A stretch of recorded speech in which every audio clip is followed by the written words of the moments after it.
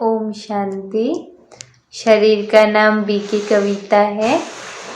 आज मैं आपको बाबा के साथ का अपना एक विशेष अनुभव सुनाने जा रही हूँ, जिस अनुभव ने मैं कह सकती हूँ मेरी सारी ही जिंदगी बदल दी। अनुभव कुछ इस प्रकार से था।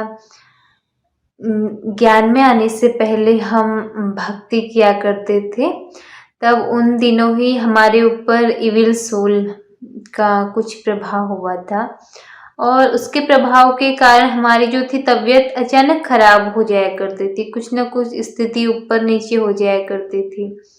हमने काफ़ी प्रयास भी किए और भक्ति मार्ग में जो भी कर्म कांड पूजा पाठ बताते हैं इविल सोल को भगाने के लिए, वो हमने सारा कुछ किया था, लेकिन उससे हमने देखा कुछ हुआ नहीं। फिर हमारा ज्ञान में आना हुआ।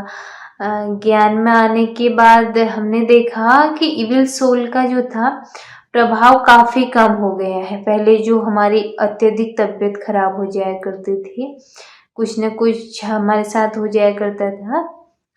माना कभी पढ़ाई में मन न लगना, कभी चिड़चिड़ापन आ जाना, इस तरीके से मन की स्थिति ऊपर नीचे हो जाया करती थी। तो ऐसा होता रहता था, लेकिन बाबा के ज्ञान में आने के बाद बाबा साथी बना तो उसका जो प्रभाव था वो काफ़ी कम हो गया, क्योंकि बाबा सदा बच्चों की छत्र छाया के रूप में हम बच्चों के साथ है, कंबाइंड है, तो वो उसका ऐसा प्रभाव नहीं होता था। लेकिन मैं कह सकती हूँ कि वो एकदम से गई नहीं थी।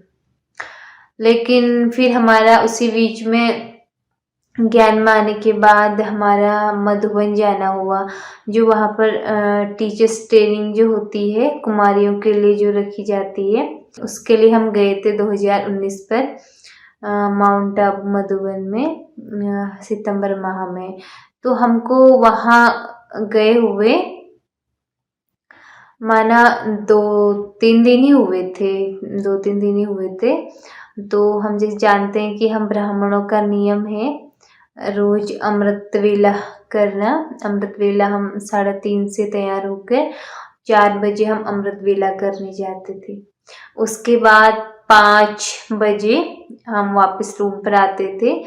पर उस दिन मुझे अनुभव हुआ, जैसे ही मैं रूम पर आई मुझे क्या लगा कि थोड़ा मुझे नींद सी आ रही है, नींद भी आ रही है और थोड़ा थकान भी लग रहा है। जबकि अभी अमृत वेला में करके आई थी तो बिल्कुल अच्छा अमृत वेला गया हुआ था उस दिन, अच्छा हुआ था, कोई नींद नहीं थी। लेकिन जैसे ही मैं बेड के पास आई मुझे नींद लगने लगी।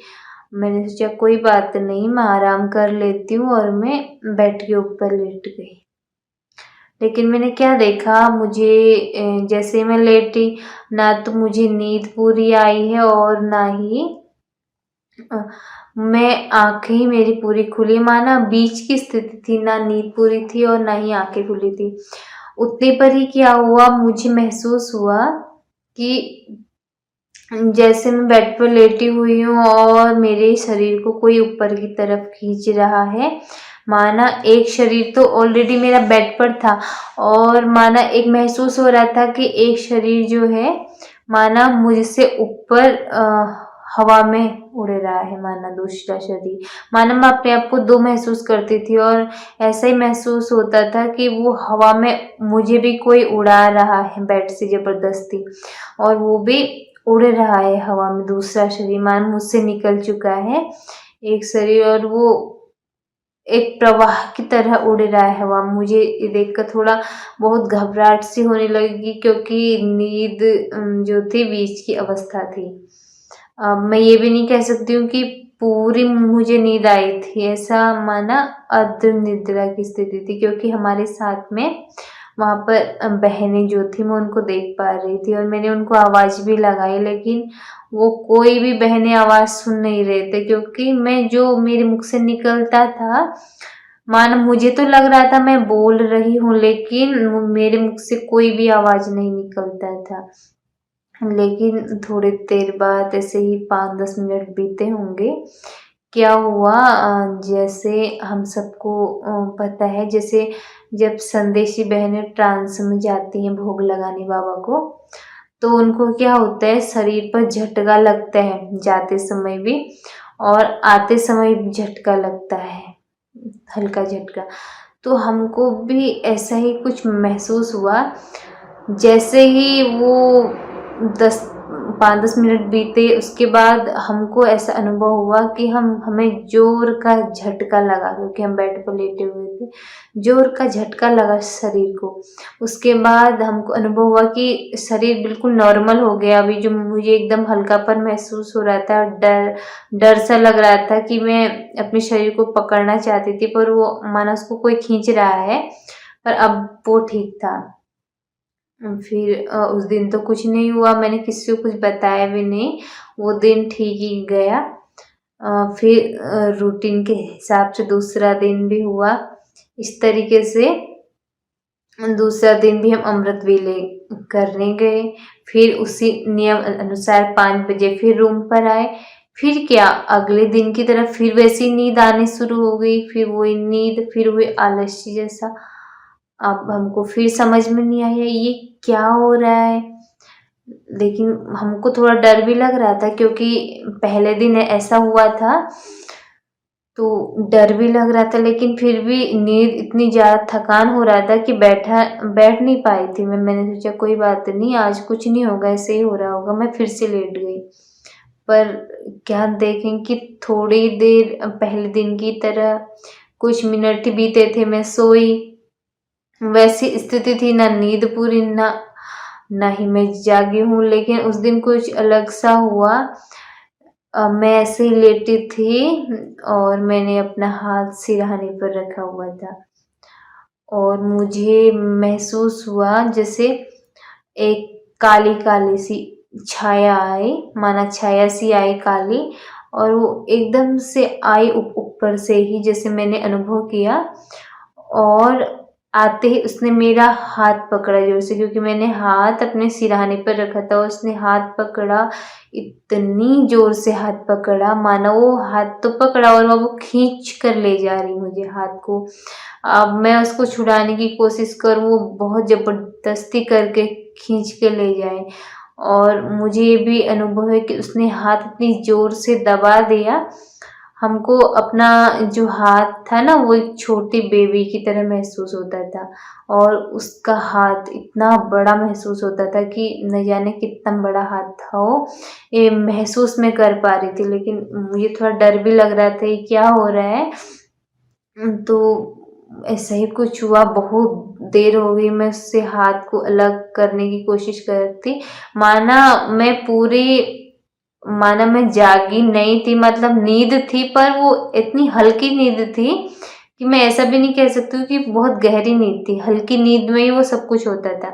हल्की नींद थी और वो मेरे हाथ को पकड़कर खींच के ले जाने लगी, लेकिन नहीं, पर वो खींच नहीं सकी। मैंने ज़बरदस्ती अपने हाथ को छुड़ाया। थोड़ी देर बाद मैं ठीक हो गई फिर से। पर उस दिन क्या था कि मेरा शरीर पर बुखार आने लगा था थोड़ा। उसके बाद हमें मुरली क्लास जाना था, 6 बजे योग के लिए जाना था। 6 बजे के बाद फिर 7 बजे मुरली क्लास होती थी, 8 बजे नाश्ता होता था। उसके बाद 9 से क्लास चलती थी ट्रेनिंग की, 9, 10, 11, 12, 1 तक क्लास चलती थी। 1 बजे भोजन करके फिर 4 तक रेस्ट होता था। 4 से फिर 8 तक फिर क्लास चलती थी। 8 को रात्रि भोजन करके फिर 9, 10 फिर क्लास होती थी सोने तक। तो पूरे दिन क्लास चलनी थी। अब उस दिन तो ऐसा हुआ कि शरीर पर बुखार बढ़ने लगा। जितना ही दिन बढ़े उतना ही बुखार भी बढ़ता गया। मुरली क्लास में बैठे हम, दादी जी ने मुरली सुनाई। हमें क्या हुआ, हमें कुछ समझ, क्योंकि हम चेयर पर बैठे थे तो हम बैठ नहीं पा रहे थे, इतना ज़्यादा बुखार बढ़ता गया। जैसे दिन बीतता गया बुखार बढ़ता ही गया। दिन भी आए, हमने भोजन भी किया, बुखार तो कम होता ही नहीं गया। हमने आराम भी किया, हमने सोचा क्या पता आराम करके ठीक हो जाए हम दिन में। उससे भी बुखार कुछ ठीक नहीं हुआ। लेकिन फिर बज गए शाम के 4 बजे।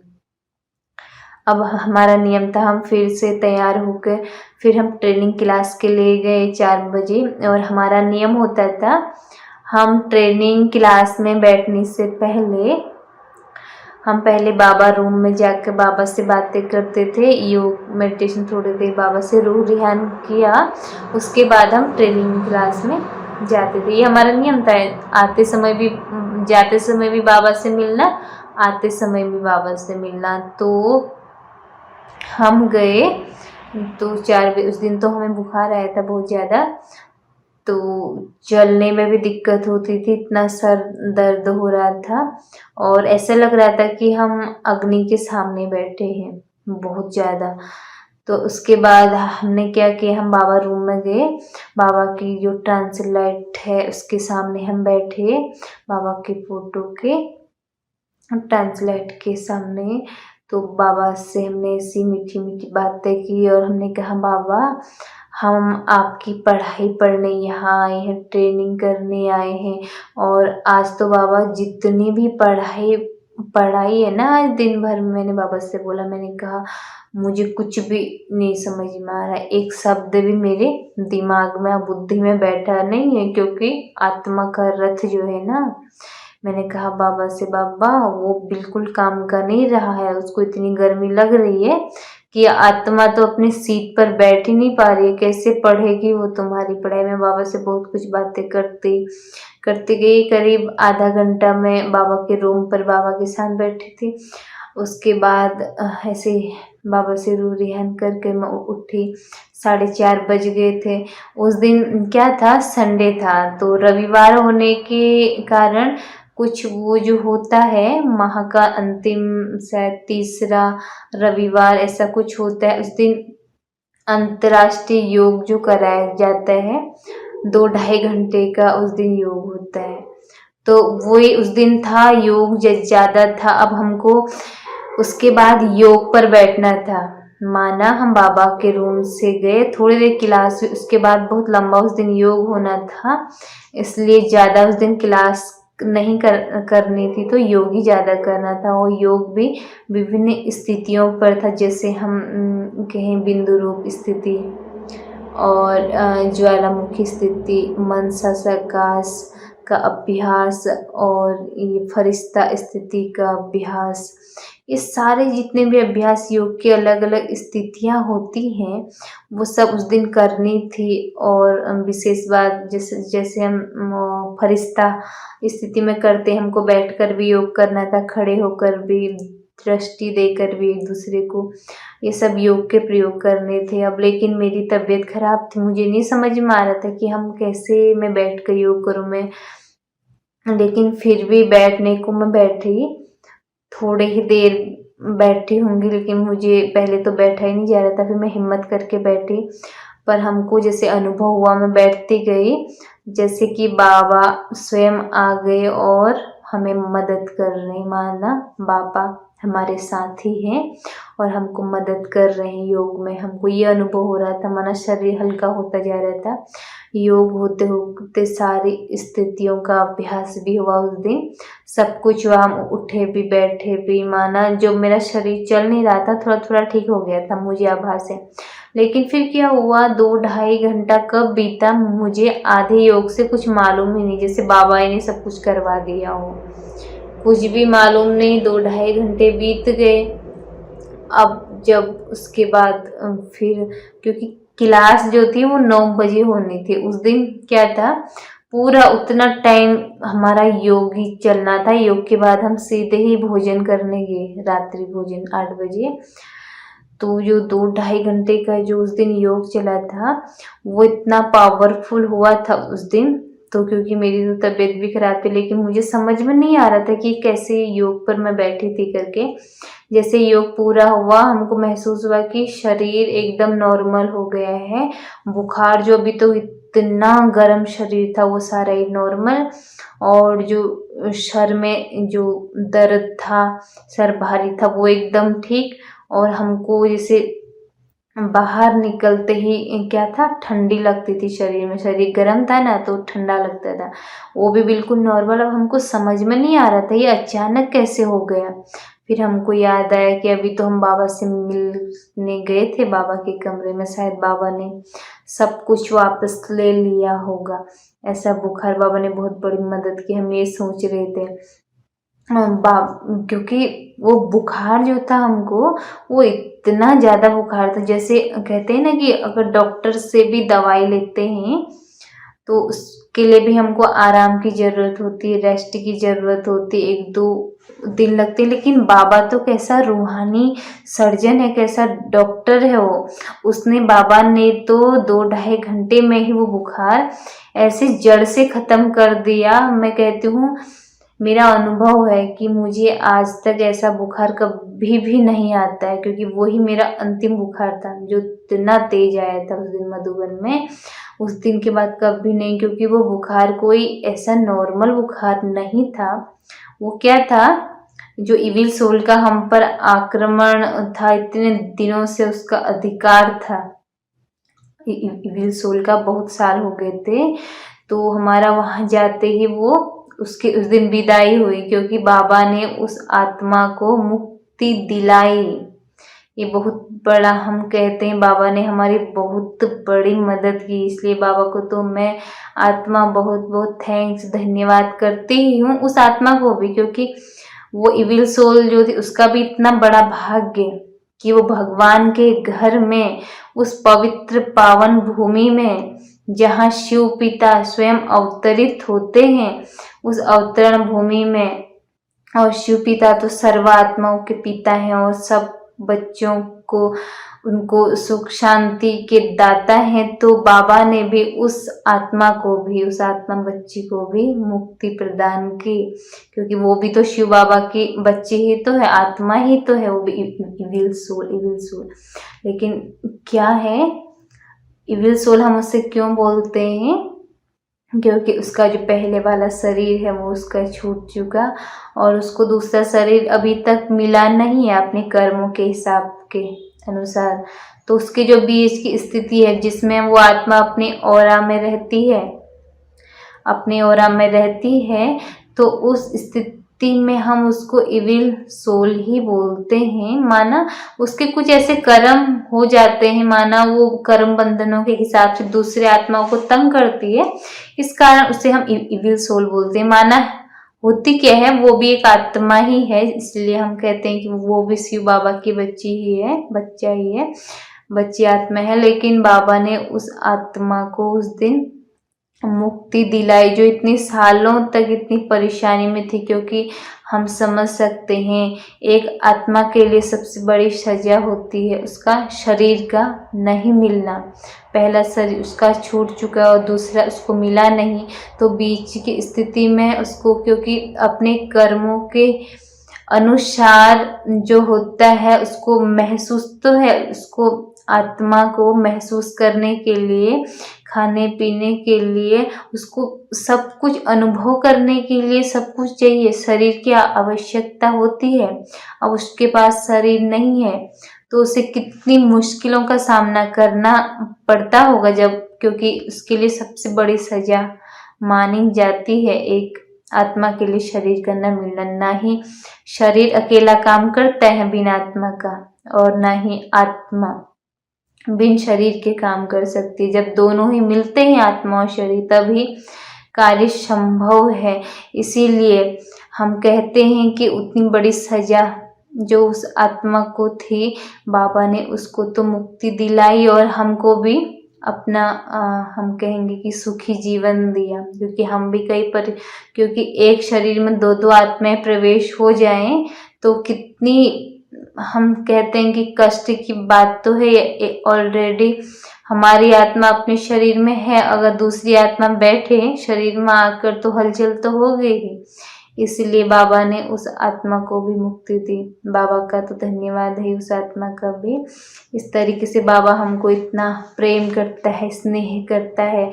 अगर हम बाबा को सच्चे दिल से याद करें, सच्चे दिल से उसे स्नेह करें, क्योंकि कहा भी गया है ना कि सच्चे दिल पर साहिब राजी। बच्चों का दिल कैसा होना चाहिए, साफ स्वच्छ।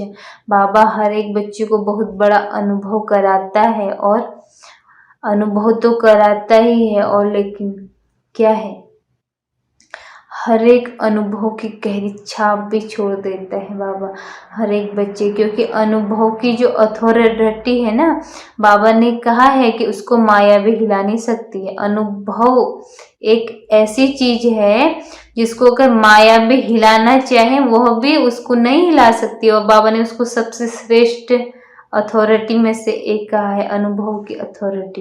क्योंकि अनुभव, ज्ञान माना अनुभव होना ही, जब तक ज्ञान मार्ग में अनुभव नहीं होता माना उस ज्ञान मार्ग में कोई चल ही नहीं सकता, क्योंकि अनुभव ही श्रेष्ठ है। ज्ञान तो पहले से कितना था सबके पास, लेकिन जब बाबा आए धरती पर, उन्होंने ज्ञान दिया, तो साथ में हम बच्चों को उस ज्ञान का अनुभव भी हुआ। बाबा ने एक एक पॉइंट का अनुभव कराया, तब तो हम उस ज्ञान पर चले, और वो अनुभव के आधार पर ही हम उस ज्ञान को समझ सकते हैं। इसलिए बाबा तो प्यार का सागर है और हम बच्चों को इतना स्नेह करता है। बाबा तो कहता है कि बच्चे, मैं तुम बच्चों को एक सेकंड भी नहीं भूलता हूँ। बाबा ने कहा है कि बच्चे कितने हैं, ढेरों की संख्या में हैं, लाखों की संख्या में हैं, और बाप अकेला है, लेकिन बाप फिर भी बच्चों को एक सेकंड बाबा ने कहा नहीं भूलता। लेकिन बच्चे क्या करते हैं, बच्चे तो, बच्चों को क्या करना है, एक को याद करना है, लेकिन बच्चे फिर भी उसको, बाबा को याद नहीं कर पाते हैं। लेकिन बाबा को तो हर एक बच्चे को याद करना, इतने बच्चे हैं, बाबा तो भूलता ही नहीं है इतने बच्चों को भी, लेकिन उसका इतना प्यार है हम बच्चों के प्रति, रिगार्ड है। इसलिए हमको भी समझना चाहिए अपने उस पिता का प्यार। बाबा तो हर एक बच्चे को बहुत गहरे अनुभव कराता है और कराता ही रहेगा। और हमारे जीवन में तो बाबा ने एक नहीं अनेक ज्ञान में आने के बाद कई कई अनुभव कराए हैं, और जिसके आधार पर ही हम ज्ञान पर चलते हैं, क्योंकि बिना अनुभव के कोई भी ज्ञान मार्ग में चल नहीं सकता। इसलिए तो खाली सुनाने से तो कुछ नहीं होता है, क्योंकि जब तक अनुभव न हो तब तक आत्मा कैसे इस ज्ञान मार्ग में चल पाए। इसलिए बाबा ने हम बच्चों को अनुभव की अथॉरिटी, सबसे बड़ी अथॉरिटी दी है। ये था एक मेरे बाबा के साथ का बहुत अच्छा सा अनुभव, एक छोटा सा ही अनुभव था, लेकिन मैं कहूँगी कि बाबा का बहुत बहुत थैंक्स, धन्यवाद, एक नई जिंदगी देने के लिए और सदा साथी बनने के लिए, क्योंकि बाबा तो सर्व संबंधों से हमारे साथ है ना। सर्व संबंध बाबा से है, हमारा पिता है तो माता भी है, भाई भी है, बहन भी है, सदगुरु, टीचर और साजन, सर्व संबंध पिता से हैं। और सर्व संबंधों का वो अनुभव हमको कराता है, और सर्व संबंधों का प्यार हमसे निभा भी रहा है। ये हमारे बाबा के साथ छोटा सा अनुभव था। अच्छा, ओम शांति।